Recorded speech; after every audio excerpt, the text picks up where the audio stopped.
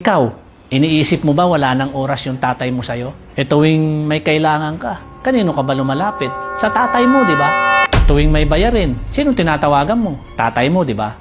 Hindi lang siya umiimik, pero ramdam niya yung bigat. Hindi siya umiiyak, pero lumuluha sa pagod. Lahat ng tanong, siya ang sagot. Pero ikaw, kailan mo ba siya huling tinanong kung kaya pa ba niya? Kuryente, si tatay. Tubig, si tatay. Pang-grocery, si tatay. Pang-tuition mo, si tatay. Pang-shampoo mo, si tatay. Lahat na lang ng gastusin mo, si tatay.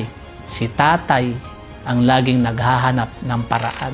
Kahit wala ng pera sa bulsa, pinipilit pa rin, dumidiskarte pa rin at gumagawa ng paraan dahil hindi niya kayo kayang tiisin.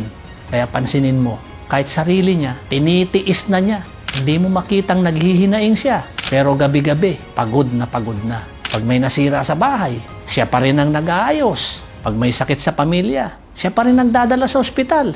Pag walang-wala, siya pa rin ang nagpapagod. Pero sa laki ng responsibilidad ng tatay mo, minsan, naririnig pa niya, si tatay, walang oras sa akin, walang panahon sa amin. Hindi sa sweet, lahat ng oras niya, puro trabaho. Naghahanap ka ng oras sa kanya. Pero hindi mo ba naisip na yung oras na hinihingi mo sa kanya, yun ang mga oras na naghahanap siya ng solusyon para may bigay niya yung pangangailangan mo.